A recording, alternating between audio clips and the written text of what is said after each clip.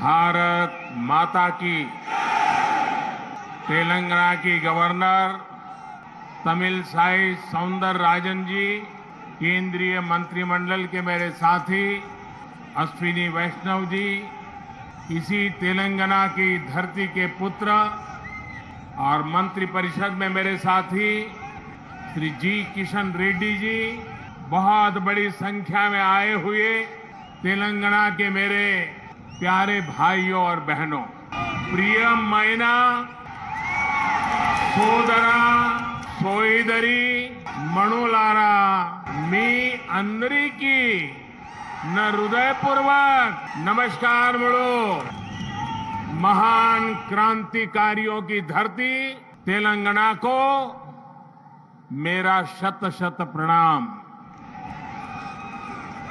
आज मुझे तेलंगाना के विकास को और गति देने का पुनः सौभाग्य मिला। थोड़ी देर पहले ही तेलंगाना आंध्र प्रदेश को जोड़ने वाली एक और वंदे भारत ट्रेन को हरी झंडी दिखाई गई है। ये आधुनिक ट्रेन अब भाग्य लक्ष्मी मंदिर के शहर को भगवान श्री वेंकटेश्वर धाम तिरुपति से जोड़ेगी। यानी एक प्रकार से ये वंदे भारत एक्सप्रेस आस्था, आधुनिकता, टेक्नोलॉजी और टूरिज्म को कनेक्ट करने वाली है। इसके साथ ही आज यहां 11,000 करोड़ रुपए से अधिक के प्रोजेक्ट्स का लोकार्पण और शिलान्यास हुआ है। ये तेलंगाना की रेल और रोड कनेक्टिविटी से जुड़े प्रोजेक्ट्स हैं, हेल्थ इंफ्रास्ट्रक्चर से जुड़े प्रोजेक्ट्स हैं। मैं विकास के इन सभी प्रोजेक्ट्स के लिए आपको, तेलंगाना की जनता को बहुत बहुत बधाई देता हूं, शुभकामनाएं देता हूं। साथियों, तेलंगाना को अलग राज्य बने करीब करीब उतना ही समय हुआ है जितने दिन केंद्र में एनडीए की सरकार को हुए हैं। तेलंगाना के निर्माण में, तेलंगाना के गठन में जिन सामान्य नागरिकों ने, यहां की जनता जनार्दन ने योगदान दिया है, मैं आज फिर एक बार कोटि कोटि जनों को आदरपूर्वक नमन करता हूं। तेलंगाना के विकास को लेकर, तेलंगाना के लोगों के विकास को लेकर जो सपना आपने देखा था, तेलंगाना के नागरिकों ने देखा था, उसे पूरा करना केंद्र की एनडीए सरकार अपना कर्तव्य समझती है।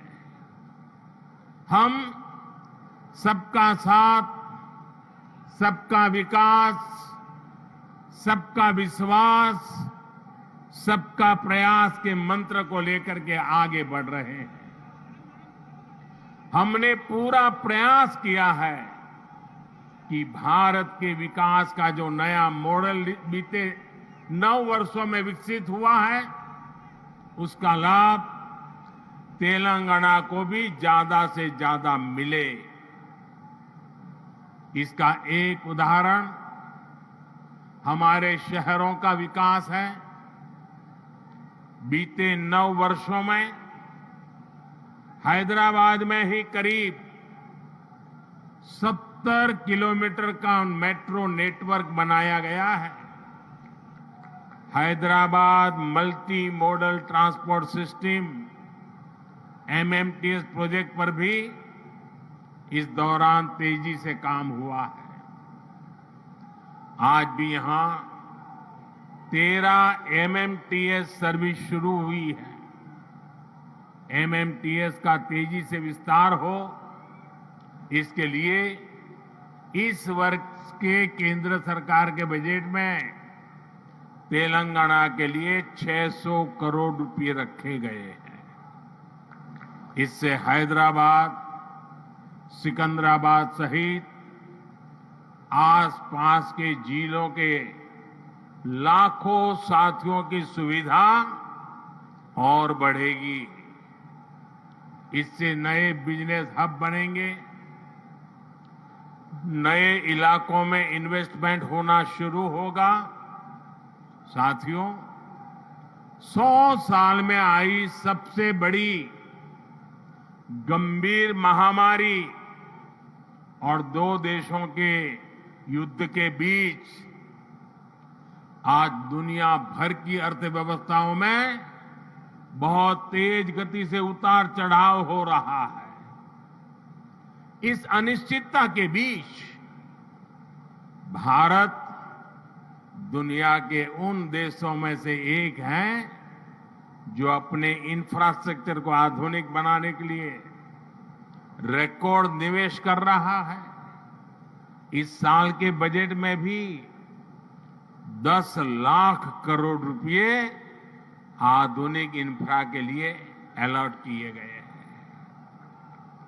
आज का नया भारत, 21वीं सदी का नया भारत तेजी से देश के कोने कोने में मॉडर्न इंफ्रा बना रहा है। तेलंगाना में भी बीते 9 वर्षों में रेलवे बजट में लगभग 17 गुना की वृद्धि की गई है। अभी अश्विनी जी आंकड़ा दे रहे थे। इससे नई रेल लाइन बिछाने का काम हो, रेल लाइनों की डबलिंग का काम हो या फिर इलेक्ट्रिफिकेशन का काम हो, सभी कुछ रिकॉर्ड तेजी से हुआ है। आज जिस सिकंदराबाद और महबूबनगर के बीच रेल लाइन की डबलिंग का काम पूरा हुआ है, वो इसी का उदाहरण है। इससे हैदराबाद और बेंगलुरु की कनेक्टिविटी भी बेहतर होगी। देश भर के बड़े रेलवे स्टेशनों को आधुनिक बनाने का जो अभियान शुरू हुआ है, उसका लाभ भी तेलंगाना को मिल रहा है।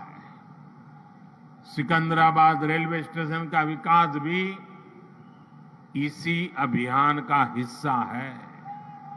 साथियों, रेलवे के साथ ही केंद्र सरकार द्वारा तेलंगाना में हाईवे का नेटवर्क भी तेज गति से विकसित किया जा रहा है। आज 4 हाईवे प्रोजेक्ट्स का शिलान्यास यहां हुआ है। 2300 करोड़ की लागत से अक्कलकोट कर्नूल सेक्शन को हो, 1300 करोड़ की लागत से महबूबनगर चिंचोली सेक्शन का काम हो, करीब 900 करोड़ रुपए की लागत से कलवाकुर्ती कोल्हापुर हाईवे का काम हो, 2700 करोड़ की लागत से खम्मम देवरापल्ली सेक्शन का काम हो। केंद्र सरकार तेलंगाना में आधुनिक नेशनल हाईवे निर्माण के लिए पूरी शक्ति से जुटी है। केंद्र सरकार के निरंतर प्रयास की वजह से आज तेलंगाना में नेशनल हाईवे की लंबाई 2 गुनी हो चुकी है। साल 2014 में जब तेलंगाना का निर्माण हुआ था, तब यहां 2500 किलोमीटर के आसपास नेशनल हाईवे थे। आज तेलंगाना में नेशनल हाईवे की लंबाई बढ़कर के 5000 किलोमीटर पहुंच गई है। इन वर्षों में केंद्र सरकार ने तेलंगाना में नेशनल हाईवे बनाने के लिए करीब करीब 35,000 करोड़ रुपए खर्च किए हैं। इस समय भी तेलंगाना में 60,000 करोड़ रुपए के रोड प्रोजेक्ट्स पर काम चल रहा है। इसमें game changer Hyderabad ring road का प्रोजेक्ट भी शामिल है। साथियों, केंद्र सरकार तेलंगाना में इंडस्ट्री और खेती दोनों के विकास पर बल दे रही है। टेक्सटाइल ऐसा ही उद्योग है जो किसान को भी और मजदूर को भी दोनों को बल देता है। हमारी सरकार ने देश भर में 7 मेगा टेक्सटाइल पार्क बनाना तय किया है। इनमें से एक मेगा टेक्सटाइल पार्क तेलंगाना में भी बनेगा। इससे युवाओं के लिए नए रोजगार का निर्माण होगा। रोजगार के साथ साथ तेलंगाना में शिक्षा और स्वास्थ्य पर भी केंद्र सरकार बहुत निवेश कर रही है। तेलंगाना को अपना एम्स देने का सौभाग्य हमारी सरकार को मिला है। एम्स बीबी नगर से जुड़ी अलग अलग सुविधाओं के लिए भी आज काम शुरू हुए हैं। आज के ये प्रोजेक्ट तेलंगाना में ease of travel, ease of living और ईज ऑफ डूइंग बिजनेस तीनों को बढ़ाएंगे। हालांकि साथियों, केंद्र सरकार की इन कोशिशों के बीच मुझे एक बात के लिए बहुत पीड़ा है, बहुत दुख होता है, दर्द होता है। केंद्र के ज्यादातर प्रोजेक्ट्स में राज्य सरकार से सहयोग न मिलने के कारण हर प्रोजेक्ट में देरी हो रही है, विलंब हो रहा है। इससे नुकसान तेलंगाना के लोगों का, आप लोगों का हो रहा है। मेरा राज्य सरकार से आग्रह है कि वो विकास से जुड़े कार्यों में कोई बाधा ना आने दे, विकास के कार्यों में तेजी लाएं। भाइयों और बहनों, आज के नए भारत में देशवासियों की आशाएं, आकांक्षाएं, उनके सपने पूरे करना हमारी सरकार की प्राथमिकता है। हम दिन रात मेहनत करके इसी कोशिश में जुटे हैं, लेकिन कुछ मुट्ठी भर लोग विकास के इन कार्यों से बहुत बौखलाए हुए हैं। ऐसे लोग जो परिवारवाद, भाई भतीजावाद और भ्रष्टाचार को पोषित करते रहे, उन्हें ईमानदारी से काम करने वालों से परेशानी हो रही है। ऐसे लोगों को देश के हित से, समाज के भले से कोई लेना देना नहीं है। ये लोग सिर्फ और सिर्फ अपने कुनबे को फलता फूलता देखना पसंद करते हैं। हर प्रोजेक्ट में, हर इन्वेस्टमेंट में ये लोग अपने परिवार का स्वार्थ देखते हैं। तेलंगाना को ऐसे लोगों से बहुत सतर्क रहना जरूरी है। भाइयों और बहनों, भ्रष्टाचार और परिवारवाद एक दूसरे से अलग नहीं है। जहां परिवारवाद और भाई भतीजावाद होता है, वहीं से हर प्रकार का करप्शन फलना फूलना शुरू हो जाता है। परिवारवाद, वंशवाद का मूल मंत्र ही सब चीजों को कंट्रोल करना होता है।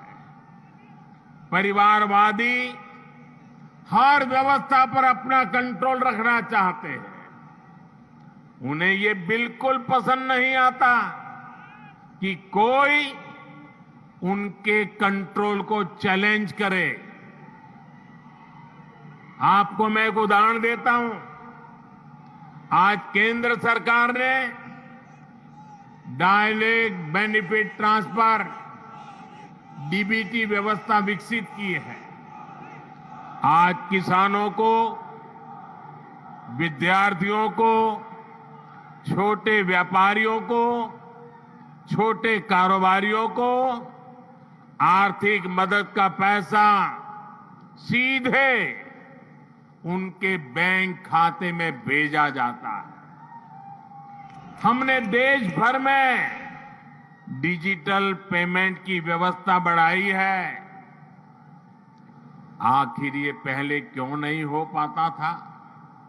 ये इसलिए नहीं हुआ क्योंकि परिवारवादी ताकतें व्यवस्था पर, सिस्टम पर अपना कंट्रोल छोड़ना नहीं चाहते थे।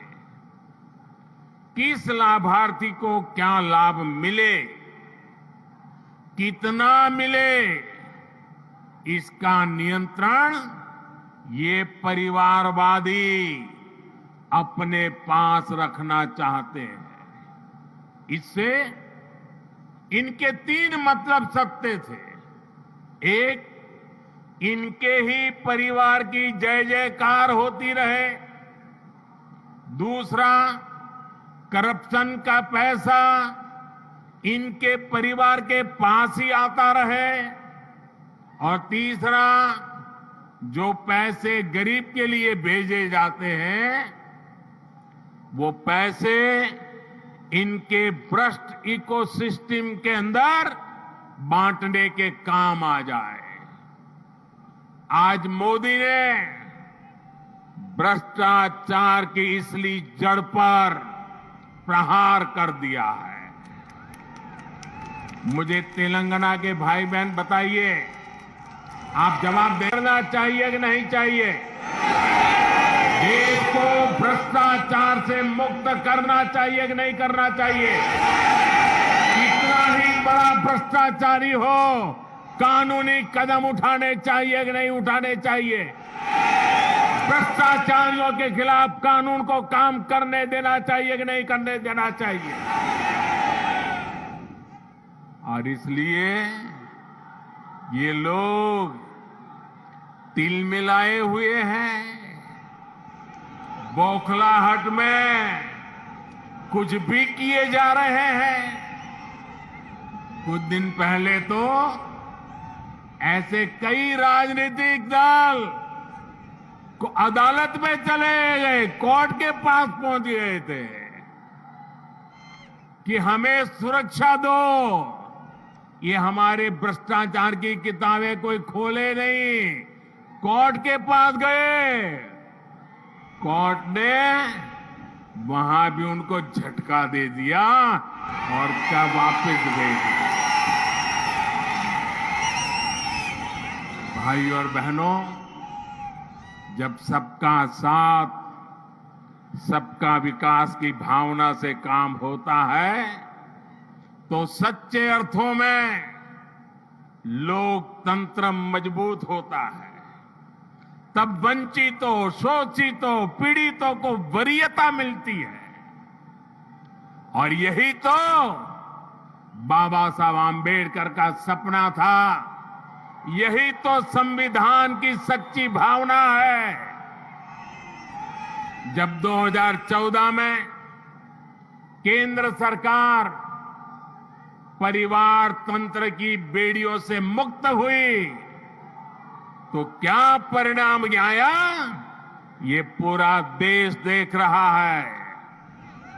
बीते 9 वर्षों में देश की 11 करोड़ माताओं, बहनों, बेटियों को इज्जतघर टॉयलेट की सुविधा मिली है। इसमें तेलंगाना के भी 30 लाख से अधिक परिवारों की माताएं, बहनों को भी ये व्यवस्था मिली है। बीते 9 वर्षों में देश में 9 करोड़ से अधिक बहनों, बेटियों को उज्ज्वला का मुफ्त गैस कनेक्शन मिला है। तेलंगाना के 11 लाख से अधिक गरीब परिवारों को भी इसका लाभ मिला है। साथियों, परिवार तंत्र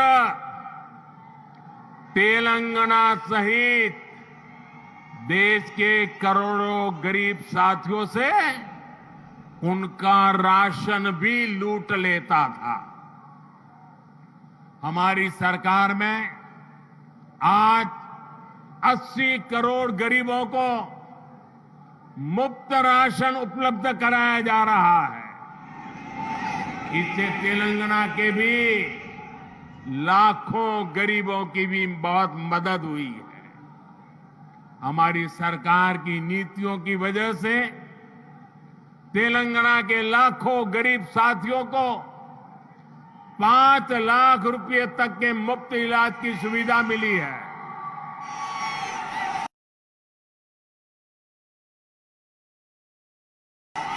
तेलंगाना के 1 करोड़ परिवारों का पहली बार जनधन बैंक खाता खुला है। तेलंगाना के 2.5 लाख छोटे उद्यमियों को बिना गारंटी का मुद्रा ऋण मिला है। यहां 5 लाख स्ट्रीट वेंडर्स को पहली बार बैंक लोन मिला है। तेलंगाना के 40 लाख से अधिक छोटे किसानों को पीएम किसान सम्मान निधि के तहत लगभग 9,000 करोड़ रुपए भी मिले। ये वो वंचित वर्ग है जिसको पहली बार वरीयता मिली है, प्राथमिकता मिली है। साथियों, जब देश तुष्टीकरण से निकलकर सबके संतुष्टीकरण की तरफ बढ़ता है, तब सच्चा सामाजिक न्याय जन्म लेता है। आज तेलंगाना सहित पूरा देश संतुष्टीकरण के रास्ते पर चलना चाहता है।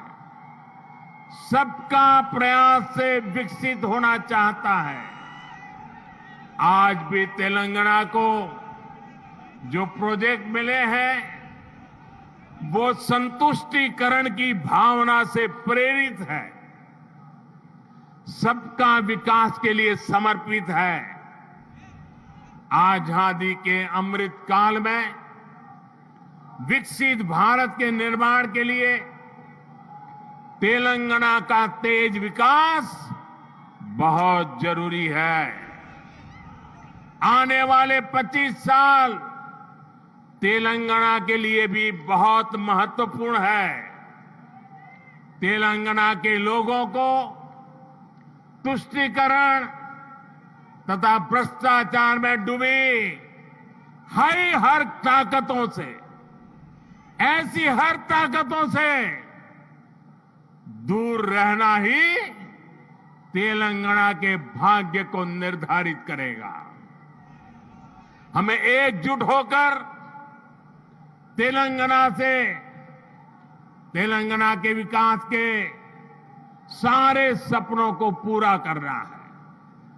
इन सारे प्रोजेक्ट के लिए एक बार फिर तेलंगाना के मेरे प्यारे भाइयों बहनों को मैं बहुत बहुत बधाई देता हूं। ये मेरे लिए अत्यंत संतोष की बात है। इतनी